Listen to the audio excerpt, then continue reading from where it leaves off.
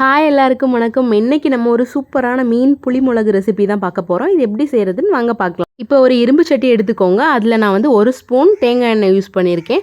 அதில் ஒரு 3 காஞ்ச மிளகா, 1 ஸ்பூன் தனியா போட்டு நல்லா வறுத்தெடுத்துக்கோங்க. அது கூடவே நான் ஒரு 1/2 ஸ்பூன் பெப்பர் போட்டிருக்கேன். நல்ல மிளகு அதுவும் போட்டு நல்லா வறுத்தெடுத்துக்கோங்க. லைட்டாக ப்ரௌன் ஆனதும் நம்ம தேங்காய் 1 கப் தேங்காய் போட்டு தேங்காய் கொஞ்சம் ப்ரௌனிஷ் ஆகிறது வரைக்கும் நல்லா வறுத்தெடுத்துக்கோங்க. கொஞ்சமாக மஞ்சள் தூள் போட்டு மிக்சர் ஜாரில் கொஞ்சம் நைஸாக அரைச்சி எடுத்துக்கோங்க.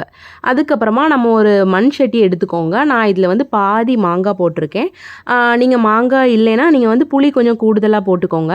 அதுக்கப்புறமா நான் இதில் ஒரு சின்ன தக்காளி, பழுத்த தக்காளி போட்டிருக்கேன். அப்புறமா நான் வந்து ஒரு சின்ன எலுமிச்சை சைஸ் புளியை வந்து நான் கரைச்சி போட்டிருக்கேன். நார்மல் புளி போடுங்க ஃபஸ்ட்டு. போட்டு கரைச்சி எடுத்துக்கோங்க. இப்போ நம்ம மசாலாஸில் கொஞ்சம் நிறைய தண்ணி ஆட் பண்ணி மிக்ஸ் பண்ணி போட்டுக்கோங்க. இதில் ஹைலைட்டே வந்து இந்த கொடம்புளி தான். அது ஆக்சுவலாக கரையாது. ஸோ நம்ம அப்படியே டேரெக்டாகவே போட்டுக்கலாம். இப்போவே நான் வந்து கொஞ்சமாக கருவேப்பிலை, ஒரு 2 பச்சை மிளகா போட்டால் போதும். போட்டு இப்போ நல்லா கொதிச்சதும் நான் மத்தி மீன் யூஸ் பண்ணுறேன். மத்தி மீனுக்கு தான் இது ரொம்ப டேஸ்டியாக இருக்கும். இதை கிழங்கு கூட வச்சு சாப்பிட்டு பாருங்கள், வேறு லெவல் டேஸ்ட்டில் இருக்கும். இது நீங்கள் சின்ன மீனில் எந்த மீன்லனாலும் நீங்கள் ட்ரை பண்ணி பார்க்கலாம். இது ரொம்பவே டேஸ்டியாக இருக்கும். இதில் வாட்டரியாக தான் இருக்கும், ஆனால் வந்து இது ரொம்பவே டேஸ்டியாக இருக்கும். கண்டிப்பாக செஞ்சு பாருங்கள். மறக்காமல் நம்மளோட சேனலை லைக், ஷேர், சப்ஸ்கிரைப், கமெண்ட் பண்ணுங்கள். இது மாதிரி இன்னொரு வீடியோவில் பார்க்குறேன். பாய்.